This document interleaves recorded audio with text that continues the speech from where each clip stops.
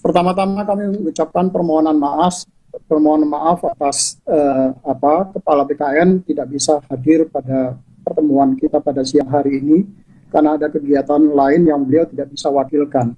Untuk itu beliau meminta kami untuk menyampaikan beberapa materi paparan terkait dengan kebijakan pengadaan P3K untuk guru tahun 2021. Bapak Kepala BKN beberapa waktu yang lalu, nanti dulu sebelumnya, Bapak Kepala BKN pada waktu yang lalu sudah menyampaikan bahwa BKN dalam konteks pelaksanaan reformasi guru, khususnya sektor pendidikan, BKN sangat mendukung penuh terhadap apa yang sedang dilakukan oleh Pak Menteri Nadiem Anwar Makarim. Dan BKN tentu saja akan berkomitmen untuk memenuhi kebutuhan apa yang sudah disampaikan di dalam reform beberapa kali rapat pertemuan yang sudah dibahas sebelumnya. Untuk itu, sesuai dengan agenda yang disampaikan kepada Kepala BKN, kami akan sampaikan bagaimana kebijakan terkait dengan pengadaan guru P3K ini pada tahun 2021. Mungkin langsung ke slide ketiga, mungkin. Terus lanjut, terus saja. Terus satu lagi ya. Pelaksanaan seleksi P3K guru atau pegawai pemerintah dengan perjanjian kerja untuk formasi jabatan guru, pada dasarnya prinsip pelaksanaannya, terutama di dalam konteks pelaksanaan seleksi, akan dilaksanakan secara transparan, akuntabel, efektif, efisien, dan terintegrasi. Transparan tentu saja sebagaimana proses pelaksanaan seleksi calon pegawai negeri sipil ataupun calon pegawai P3K tahap pertama yang sudah dilakukan beberapa waktu yang lalu, di mana semua publik masyarakat akan bisa mengontrol, melihat dari capaian yang diperoleh oleh setiap peserta seleksi. Sehingga tidak ada kemudian di dalam proses seleksi ada yang merasa dirugikan atau ada yang merasa dicurangi di dalam terhadap capaian-capaian seleksi yang dilakukan oleh setiap peserta. Dan di dalam konteks tahapan pengadaan aparatur sipil negara, bagaimana diatur di dalam Undang-Undang Nomor 5 Tahun 2014 tentang aparatur sipil negara, maka tahapan di dalam pelaksanaan seleksi pengadaan ASN itu dimulai dari perencanaan. Yang ini sudah beberapa kali dilakukan oleh rapat-rapat pertemuannya, termasuk nanti kemudian akan diikuti dengan pengumuman lowongan yang hari ini kita lakukan kick off-nya untuk pengumuman lowongan. Kemudian nanti melakukan pelamaran, para peserta melamar kepada pemerintah tentu saja. Kemudian melakukan seleksi dan pengumuman hasil seleksi serta melakukan pengangkatan atau penetapan nomor induk P3K bagi pegawai yang lolos seleksi. Dan di dalam proses seleksi ini ada beberapa instansi yang terlibat secara langsung yang tadi sudah disampaikan juga oleh Pak Teguh. Misalnya di dalam Kementerian Pan-RB itu terlibat di dalam menentukan formasi kebutuhan, berapa banyaknya formasi yang dibutuhkan untuk guru P3K ini di tahun 2021. Tadi Mas Menteri menyampaikan ada kebutuhan sampai dengan 1 juta guru. Apakah nanti 1 juta guru bisa kita penuhi sekaligus atau nanti dilakukan secara bertahap tetapi tetap tercapai 1 juta guru misalnya. Yang kedua, karena nanti ada proses seleksi, maka tentu saja nanti akan ada passing grade. Berapa tingkat kelulusan dari seseorang guru, sehingga kualitas seseorang guru seperti tadi sampaikan arahan dari Pak Wapres misalnya, ada beberapa kompetensi-kompetensi dasar dan kompetensi teknis yang dibutuhkan bagi seseorang guru, sehingga ke depan kita berharap bahwa kualitas anak didik kita itu akan jauh lebih baik. Nah, dari sisi BKN tentu saja kami di dalam konteks pendaftaran, semua proses yang dilakukan oleh BKN mulai dari pendaftaran itu sudah menggunakan teknologi informasi. Kita mulai dari pendaftaran kita menggunakan sistem seleksi calon aparatur sipil negara untuk P3K, di mana semua peserta nanti akan mengakun pesertanya, kemudian mereka registrasi pendaftaran dan termasuk juga melakukan pencetakan kartu ujian. Semua dilakukan by system. Data yang terdaftar, mereka yang mendaftar, kemudian datanya akan terintegrasi dengan data Dapodik untuk melihat, karena tadi dibatasi bahwa P3K guru ini itu scopingnya dibatasi bahwa diprioritaskan untuk guru yang sekarang sudah menjadi honorer, yang dia datanya terdaftar di Dapodik, kemudian data yang guru yang sekarang ada di data THK 2, serta data guru yang yang sudah seleksi lulus PPG yang sebagaimana yang program sertifikasi yang dikeluarkan oleh teman-teman di Kementerian Pendidikan. Karena di dalam Undang-Undang ASN, Undang-Undang Nomor 5 Tahun 2014 juga yang berhak menjadi aparatur sipil negara adalah warga negara Indonesia, maka tentu saja nanti pada saat pendaftaran sistem juga akan terkoneksi atau terintegrasi dengan data Dapodik data Dukcapil. Sehingga kami memastikan bahwa semua data orang yang mendaftar itu adalah warga negara Indonesia. Nah, begitu nanti mereka setelah melakukan pendaftaran, maka data kemudian akan dikirim ke sistemnya Kementerian Dikbud, UNBK, Ujian Nasional Berbasis Komputerisasi. Semua proses pengiriman data itu akan dilakukan dengan menggunakan sistem. Jadi tidak ada data yang akan tercecer di tengah jalan.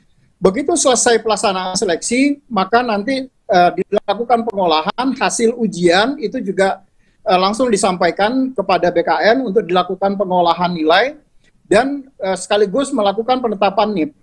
Nah, di BKN sekarang ini kita tidak lagi melakukan mencetak dengan menggunakan kertas, tetapi semua termasuk penandatanganan untuk siapa saja yang lulus sudah menggunakan tanda tangan digital yang sistemnya dikoordinasikan oleh teman-teman di Badan Cyber dan Sandi Negara.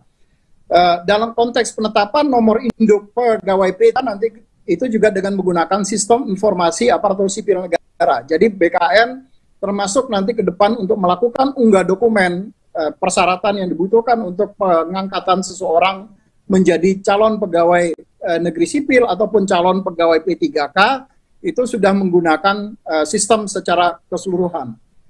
Next. Lanjut.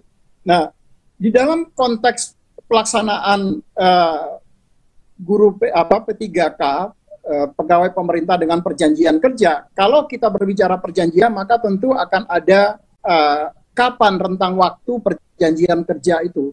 Undang-Undang Nomor 5 Tahun 2014 ataupun PP 49 Tahun 2017 tentang manajemen P3K, di situ sudah mengatur bahwa perjanjian kontrak dengan pegawai P3K itu paling singkat dilakukan 1 tahun dan dipanjang sesuai dengan pencapaian kinerja dari setiap pegawai P3K tadi. Termasuk juga nanti kesesuaian dari kompetensi. Jadi kalau kompetensinya ternyata tidak pas di bidang itu, maka tentu saja kontrak P3K-nya bisa diputus dan yang bersangkutan kemudian bisa mengikuti kontrak dengan jabatan yang lain, yang berbeda. Kemudian tentu tapi setelah melaksanakan seleksi. Kemudian ada berdasarkan atas kebutuhan instansi. Jadi kenapa Anjab ABK, analisa jabatan dan analisa beban kerja dari setiap ASN, baik itu CPNS ataupun calon pegawai P3K, itu harus disusun berdasarkan analisa jabatan dan analisa beban kerja. Kemudian yang terakhir adalah kontrak itu dapat diperpanjang setelah mendapat persetujuan dari PPK, pejabat pembina kepegawaian, yang dalam hal ini adalah Bapak Ibu Gubernur, Bapak Ibu Bupati, dan Bapak Ibu Wali Kota. Nah, dalam konteks peraturan perundang-undangan juga diatur apa sih yang kemudian bisa menyebabkan perjanjian kerja itu bisa dihentikan. Yang pertama, dia bisa dihentikan secara hormat. Kalau misalnya jangka waktu perjanjiannya sudah berakhir. Misalnya kalau dia sudah memasuki batas usia yang dipersyaratkan di dalam jabatannya. Jadi kalau untuk guru misalnya batas usia yang dipersyaratkan di dalam jabatannya maksimum 60 tahun, maka nanti mereka akan dapat diberhentikan dengan hormat setelah yang bersangkutan mencapai batas usia 60 tahun. Kemudian juga karena yang bersangkutan meninggal dunia atau karena atas permintaan sendiri, mungkin dia diterima dari pekerjaan di tempat lain, kemudian dia mengundurkan diri, maka dia bisa diberhentikan dengan hormat. Kemudian karena ada faktor perampingan organisasi kebijakan pemerintah yang mengakibatkan ada mau tidak mau atau suka tidak suka ada pengurangan dari pegawai P3K itu sendiri. Kemudian yang terakhir adalah karena dia tidak cakap secara jasmani dan atau rohani, sehingga yang bersangkutan kemudian tidak mampu menjalankan tugas dan kewajibannya sebagaimana yang diperjanjikan di dalam kontrak kerjanya mereka.